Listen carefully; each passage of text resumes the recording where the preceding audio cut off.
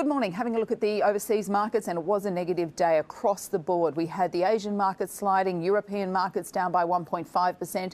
The US markets at the worst of it, the Dow was down around 250 points, ending down by 219, and the Nasdaq down by around 47, with the broad S&P 500 down around 0.5% at the end of trade. So what was going on? It was all about the trade concerns. Before the start of the Asian trading zone yesterday, we had the news out that the US are going to be imposing $200 billion worth of tariffs. They're going to be imposing those on a wide range of goods. The list was released yesterday, and they're going to be imposing a 10% tariff on these goods when they're imported into the US. This created a lot of concern, retaliation coming through from the Chinese Ministry of Commerce, and we also had a lot of movements coming into the commodity markets on the back of this. The major concern is if there is going to be a prolonged trade negotiation or a trade war that is going to impact markets, we're expecting a bit of a pullback in global growth and demand for goods being produced. So, of course, the base metals and the precious metal markets were hit the hardest. We saw base metals continuing to slide, the copper price near a one-year low.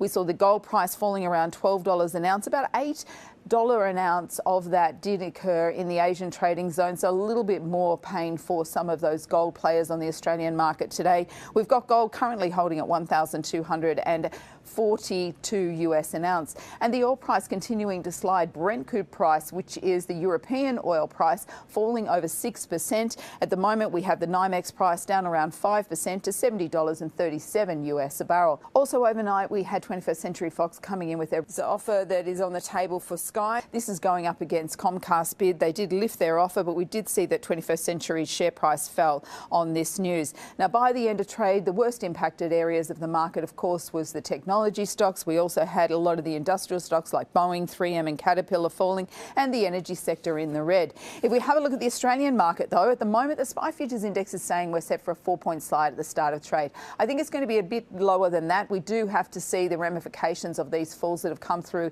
in the base metal markets, in iron ore, and the continued slide in the oil and the precious metal markets. And if we have a look at the Australian dollar, it has continued to slide, fell yesterday. At the moment, we're down at 73.65 US cents, down around 1.2% on 24 hours ago.